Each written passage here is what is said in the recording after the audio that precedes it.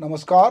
तात्कालिक मुद्दों पर सामयिक टिप्पणी हम सुभाष की बात में करते हैं और हमें लगा कि संसद में जिस तरह के 3 कानूनों को लेकर हंगामा हुआ, जिस तरह वहाँ कानून की कागज़ को फाड़े गए और जिस तरह से विपक्ष ने विरोध किया, वो दृश्य मैं अभी आपसे साझा करूँगा, आप देखेंगे। पर सवाल इसमें यह है कि क्या कानून के जरिए नैतिकता और शुचिता लाई जा सकती है, और ख़ास करके राजनीति में।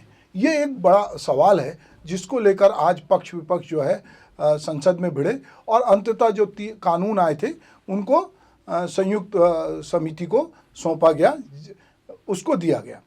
अभी केंद्र सरकार द्वारा 130वां संविधान संशोधन के जरिए राजनीति में शुचिता और नैतिकता लाने की कोशिश की जा रही है, जिसका समूचा विपक्ष विरोध कर रहा है। संसद में पेश तीनों बिलों को लेकर उसी तरह का बवाल मचा जैसे कृषि बिलों को लेकर हुआ। संविधान के 130वें संशोधन जिसमें के जरिए राजनीति में शुचिता और नैतिकता लाने की बात कही जा रही है, उसको लेकर समूचा विपक्ष सरकार की मंशा पे सवाल खड़ा कर रहा है। सरकार से जुड़े लोगों का कहना है कि देश नैतिकता चाहता है, भ्रष्टाचार नहीं।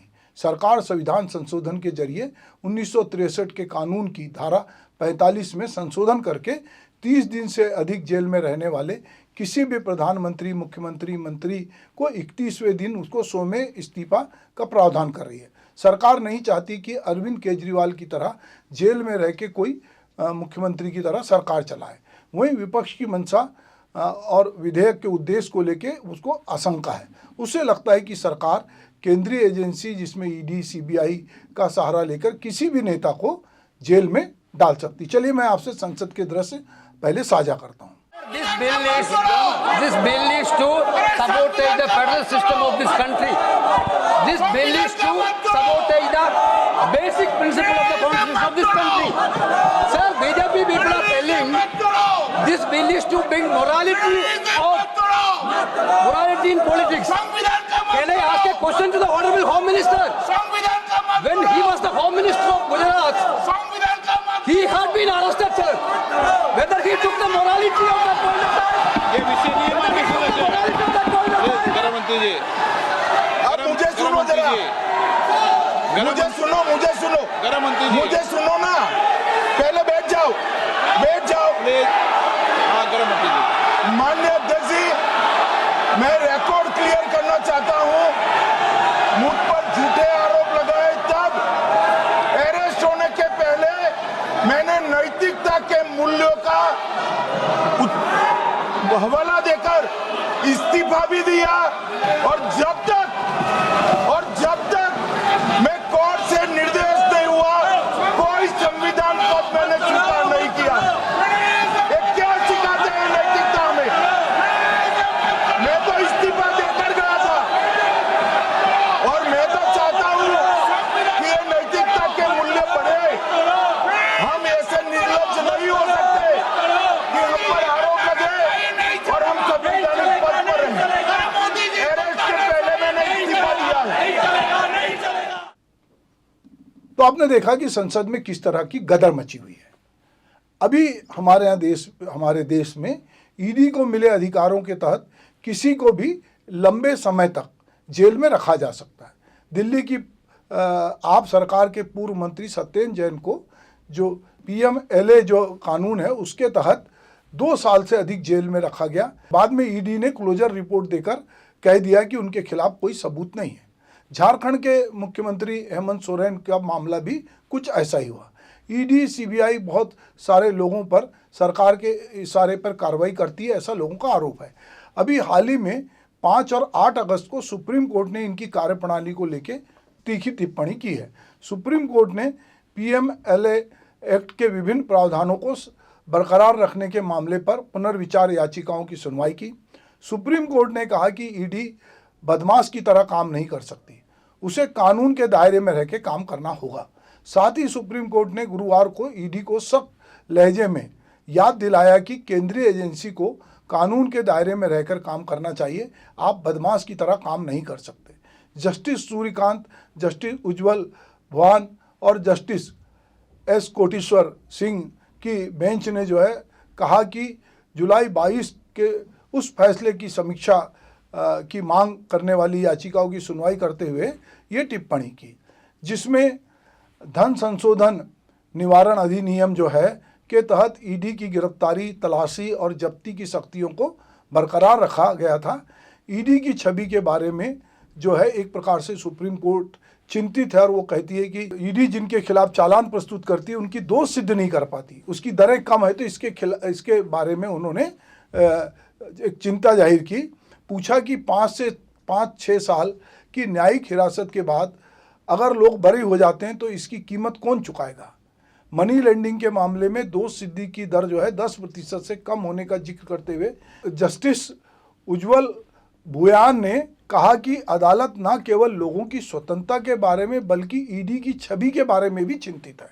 जस्टिस सूर्यकांत, जस्टिस उज्ज्वल भुयान और जस्टिस NK सिंह की बेंच ने विजय मदन लाल चौधरी के मामले में 2022 के फैसले के खिलाफ पुनर्विचार याचिका पे वो सुनवाई कर रही थी।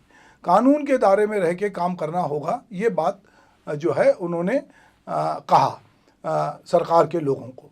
तो सवाल ये है कि जब सुप्रीम कोर्ट को लग रहा है कि ये कानून के दायरे में रह के काम नहीं कर रही है, तो समूचे विपक्ष को ये लगने लगा है अब कि ये जो कानून आएगा तो ईडी जैसी संस्थाएं किसी को भी 30 दिन से ज़्यादा बिना किसी जमानत के वो पड़ा रहेगा जेल में, और सरकारें वहाँ जो है केंद्र सरकार वहाँ इशारे पे कानून का साथ लेके लोगों को सरकार गिर जाएगी, उसका पद चला जाएगा। और राजनीति में जिस तरह का खेला होता है, जब एक आदमी की कुर्सी से हटता है तो उसके पीछे कितने अंदर ही अंदर उसी राजनीतिक दल में भी बहुत षड्यंत्र होते हैं, तो किसी भी आदमी को बाहर होगा। पर दूसरा सवाल ये भी है जो अरविंद केजरीवाल के साथ हुआ कि क्या आपको जब जेल में डाला जाता है तो क्या आप नैतिकता के आधार पर इस्तीफा देकर उस समय तक का वेट करेंगे जब जेल से बाहर आए। पर उन्होंने जेल से सरकार चलाई और जेल के बाद आने के बाद उन्होंने जो है इस्तीफा दिया। तो ये सब जो मामले हैं, ये कहीं ना कहीं जो विपक्ष है उसके मन में ये शंका है कि इस बहाने, और एक सांसद ने तो ये भी कह दिया कांग्रेस के कि ये चंद्रबाबू नायडू को और नीतीश कुमार को धमकाने के लिए ये बिल लाया जा रहा है ताकि वो दायरे में रहें, क्योंकि ये जो केंद्रीय एजेंसी है किसी को भी कह सकती हैं कि आप जो है आप पे ये आरोप है, और बाद में जैसे सत्येंद्र जैन के मामले में हुआ या अन्य मामलों में या सुप्रीम कोर्ट की इस तरह की टिप्पणी है, तो ये पूरा इस समय हंगामा मचा हुआ है। और ये हंगामा जो है जिसके कारण संसद की गतिविधियां रुक गई, वहाँ बहुत झगड़ा बवाल हो रहा है, एक दूसरे पे आरोप प्रत्यारोप हो रहे हैं, पर इस पूरे कानून का पूरा विपक्ष मिलकर विरोध कर रहा है और उसके आशंका है। और ये बात भी लोग जानते हैं कि ये कानून में संविधान में संशोधन 3/4 मेजॉरिटी से होता है, और अभी केंद्र की सरकार के पास 3/4 मेजॉरिटी नहीं है। बावजूद इसके इस तरह का कानून लाने की जो कोशिश है वो कहीं ना कहीं विपक्ष को ये लग रहा है कि केंद्र सरकार इसमें मनमानी करना चाहती है। वहीं उल्टे जो लोग भाजपा से जुड़े हैं वो कहते हैं या सरकार से जुड़े हैं कि प्रधानमंत्री खुद इसके दायरे में है, मुख्यमंत्री दायरे में, मंत्री दायरे में, और आपको क्यों लगता है कि ता जिंदगी नरेंद्र मोदी प्रधानमंत्री रहेंगे या अमित शाह गृह मंत्री रहेंगे, कल दूसरे की भी सरकार आ सकती है।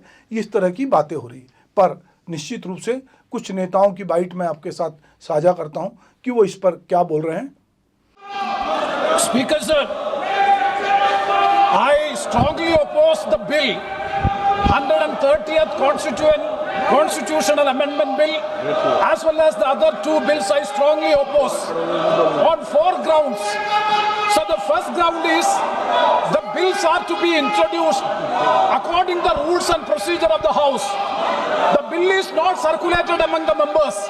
Yesterday after 1 o'clock we have received the copy of the bill, and I would like to know from the Honourable Minister, what is the undue haste and urgency in bringing such a constitutional amendment bill?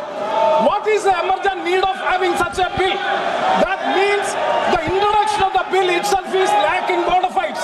The bill is lacking bona fides. That is why I would like to say that this is with a mala fide intention to destabilize the opposition ruled states in various parts of the country. Number one.